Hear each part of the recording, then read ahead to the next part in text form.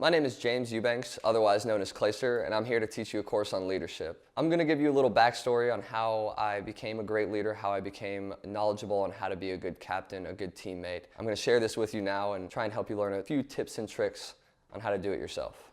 About 10 years ago, I first started competitively gaming. Ever since that first moment I stepped inside the game and started playing, I knew that I had the talent and the skill to become one of the best players in the world. To truly elevate yourself, you have to be able to communicate with your teammates, your real life friends, your brothers, and have them understand where you're coming from. Criticism is one of the biggest and most important aspects of being a leader, giving constructive criticism the correct way to the correct people at the correct times. It's a very, very touchy subject, and it really comes down to knowing your teammates better than they know themselves. You have to be able to identify with them, you have to be able to relate to them, you have to be able to respect them as a player, as a person, to truly give them good feedback. So when I first started my team with my real life friends, back in about 2007, 2008, is when I really started to understand what it takes to be a leader. Moving on from my real life friends to then online teammates and teammates that I'd never met before, teammates that are across the country, is when things really got interesting. Honestly, moving from team to team has helped me learn a lot about what it takes to be a leader. Seeing other captains and the way they do things, the way they communicate, the way they react to certain things has honestly taught me more about being a leader than anything else.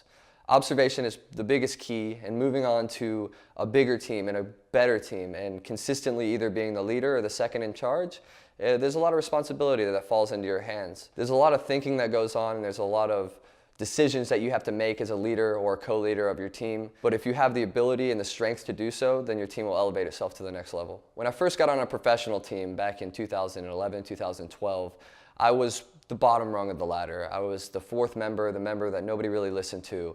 And when you're that low down on the ladder, you have to soak in all the knowledge you can possibly gain from your teammates, especially your captain. Once you observe the way they react to things, the way they communicate with their teammates, the way they go about strategizing and communicating, it helps you understand what you need to do to then elevate your leadership and your captainship to the next level. When I finally got control of my own team on FaZe and I'm finally the captain of a team, I feel that I have way more responsibility now, but I'm way more comfortable with having that responsibility due to the experience I've had in the past with dealing with teammates, dealing with other captains, dealing with organizations, social media, all those kind of things that go into being a leader of your team.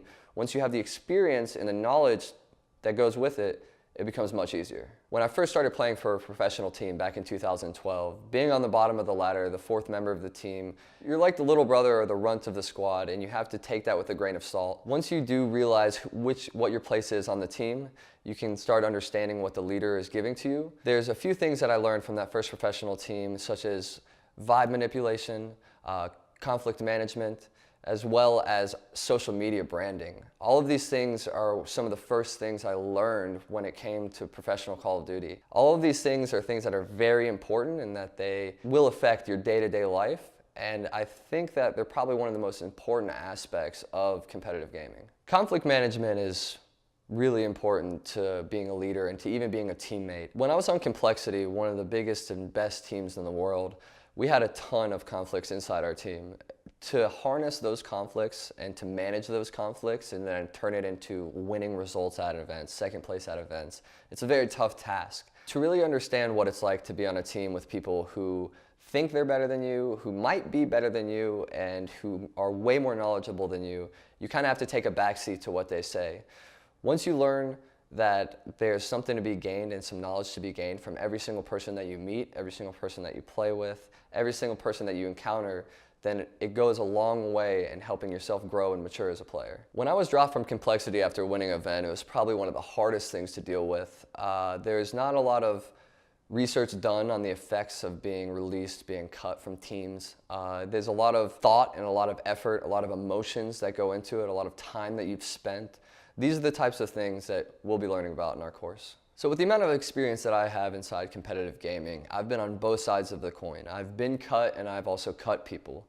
There's a certain level of understanding that goes into the dropping or releasing of a player, and there's also a certain understanding going into being dropped and the respect that you have for the teammates and the memories that you had. This is one of the hardest things to deal with in competitive gaming. It's doing the releasing and being the one released. I would say it's the hardest aspect and probably the most difficult aspect of competitive gaming. This is a really big deal because you can't really just pick up random people or drop a random teammate if they have a bad event. There has to be a lot more behind it, a lot more thought, a lot more effort into thinking about dropping and picking up other players, because there's so many different aspects and so many different facets of players that it's really tough to rebuild chemistry, and once you drop or release a player, it resets that chemistry to zero. I'm really excited to teach this course on leadership and look forward to seeing you in the dojo.